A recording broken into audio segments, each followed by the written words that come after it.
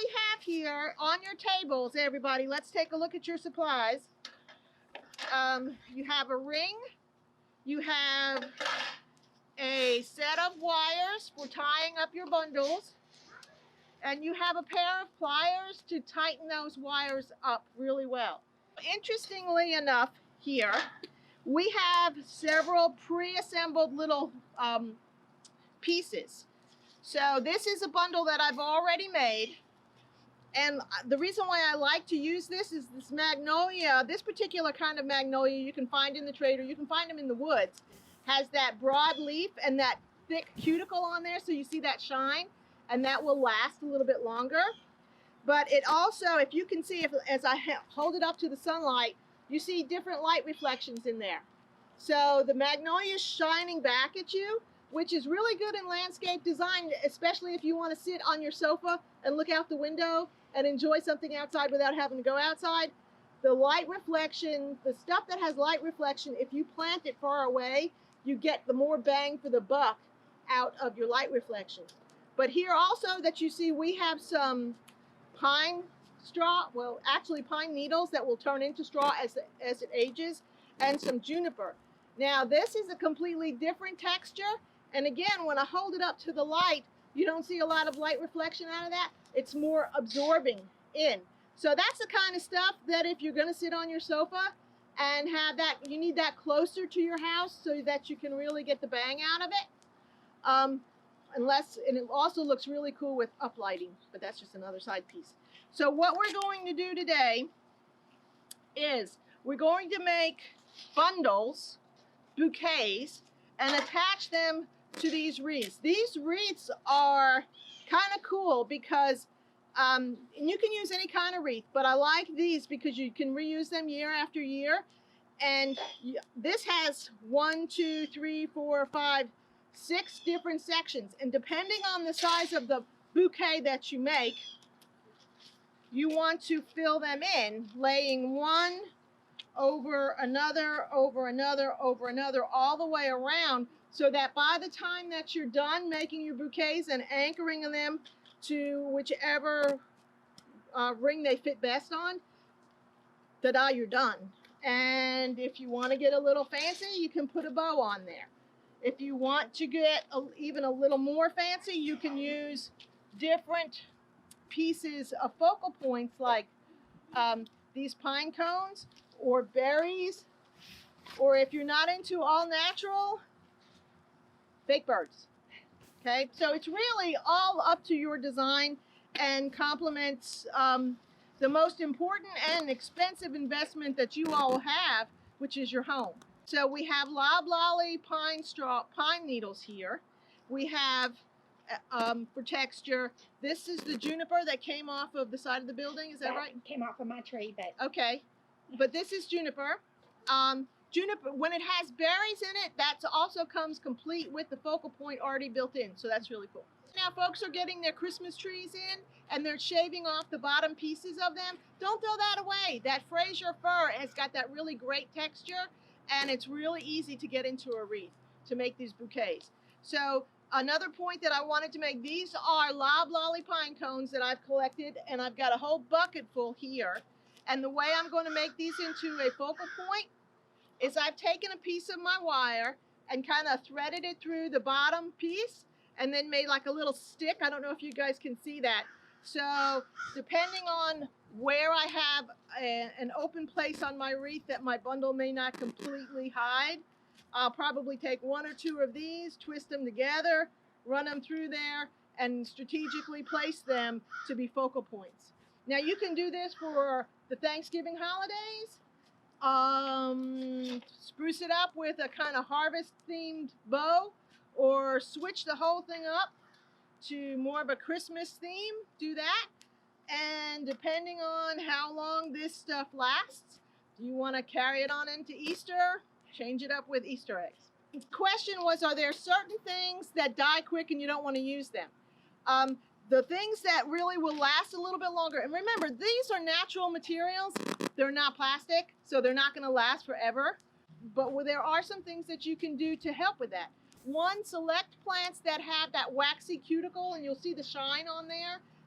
They're thicker, they will last longer. I like this particular type of magnolia because even if you mess up the front and don't get them all perfectly lined up and neat and tidy, where the brown shows, that's really cool too. So that's a twofer. One of the things that we've talked to you all about is the hairspray to keep the flyaways away from that, or you can use a solution of the real Mop and Glow, not the knockoff stuff, because that doesn't last. It's wax, and wax is really hard to get back up off your floor. It takes professional people to do that, but it works really great as preserving floral arrangements. There is also this, and this is what's used in the trade for that exact reason. It's called wilt proof, and they make a lot of the live wreaths down there, so they carry this as well. But it's an anti-transparent, which really means it makes the leaves not transpire, and it seals them, just kind of like the wax would do.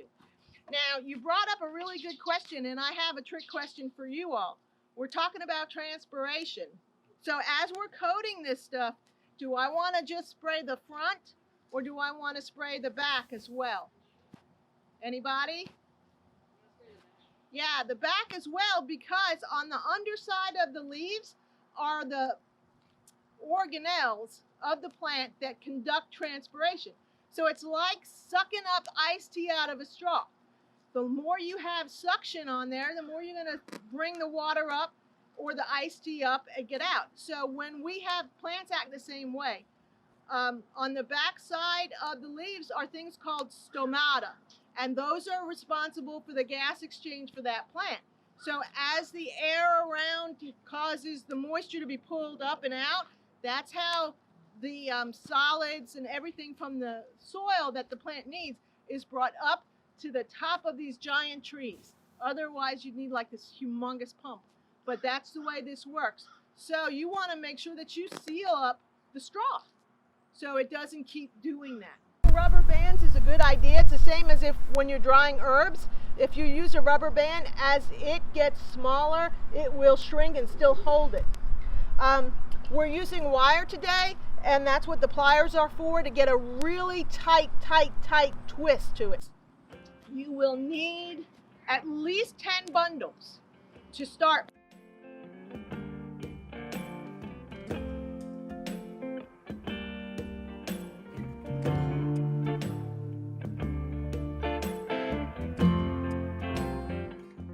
Being together is kind of like, but it's, and man, it smells so good. Berries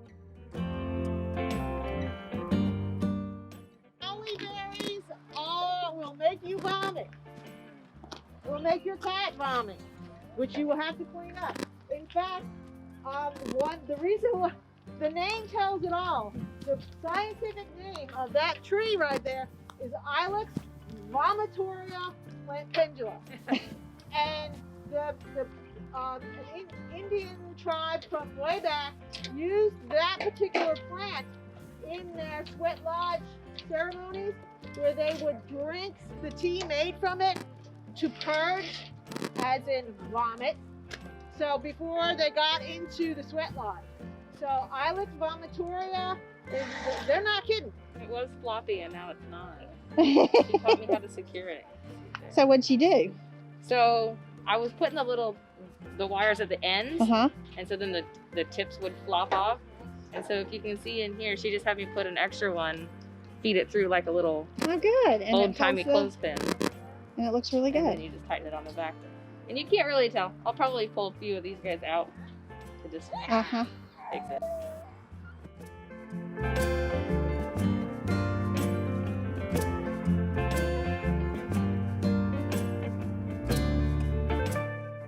What do you think of how this looks? Nice and fluffy and kind of weepy looking? So this has been sprayed with hairspray or clear coat. The clear stuff. Clear spray paint to keep it from flying away all that much. But does anybody know what this is? Commonly called a weed. Exactly. Yes. Ding, ding, ding. This is dog fennel. The bane of a whole lot of gardeners' existence. It all depends on how you look at what you've got. because this is dog fennel out of the ditch.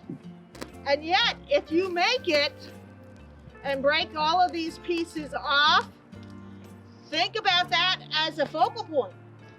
That is really very attractive when you combine it with your other material. Like I said, you could use pine cones or whatever, but if you make a bunch of bouquets that look like that, to me, once you get it coated so it won't fly away, that can be really attractive, especially if you want to, you know, jazz it up a little bit.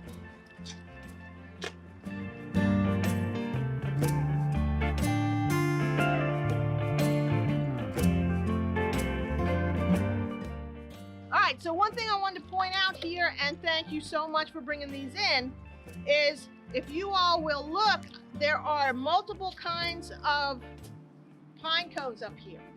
So this is from the loblolly pine, which I have all over where I can get them.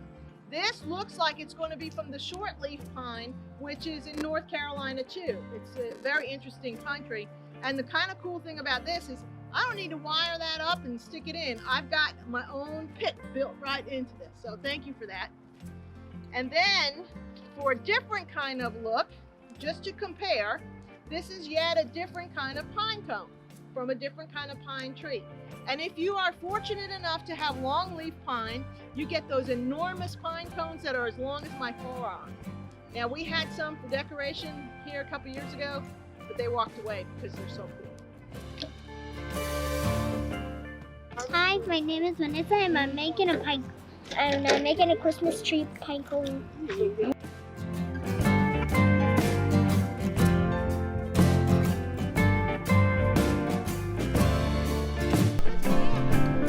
Look at you! I love it!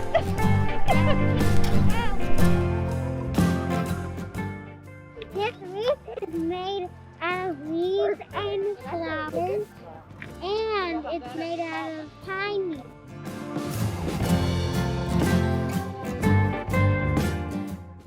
Okay, y'all ready? 3, 2, 1.